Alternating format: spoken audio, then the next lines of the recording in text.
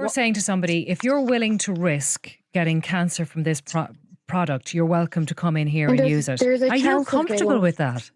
But there's a chance of getting lung cancer off a box of cigarettes. The Department of Health is planning to consult the EU before making any decision on banning sunbeds. The World Health Organization has said sunbeds are carcinogenic to humans and can cause melanomas and other cancers. No one's going to battle against the World Health Organization, but at the end of the day, like everything, your cigarettes are carcinogenic. We're talking about adults here. People are aware of the dangers of cigarettes. People are aware of the dangers of sunbeds, of natural UV sunlight. Your increase of your lung cancer from smoking a cigarette is near enough the same. I'm really uncomfortable with this comparison between, smoking we have and no choice, sunbeds. Claire, to be honest, because we're all put under the same carcinogenic window now. We have no choice but to compare with what's also under because you're the selling same window. A cancer-causing product. That's why you have no choice. But you see, at the end of the day, we're not selling it. This is an adult. We are not selling it. An adult is coming in. It's not free.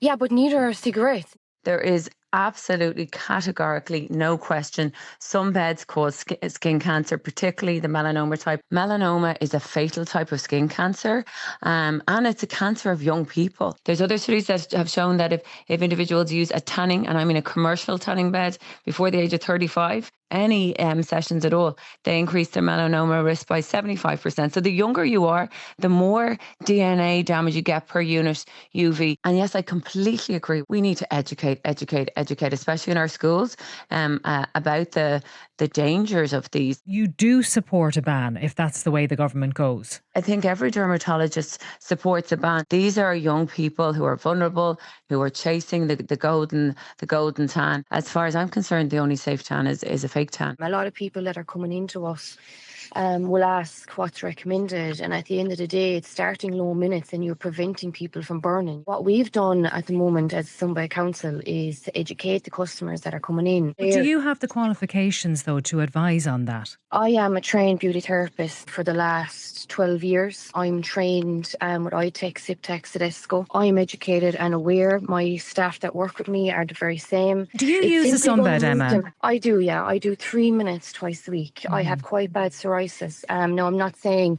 that that's fixing it. It's just something that works for me. I just want to say, please, nobody out there use tanning beds to treat your psoriasis. Again, that's incredibly dangerous.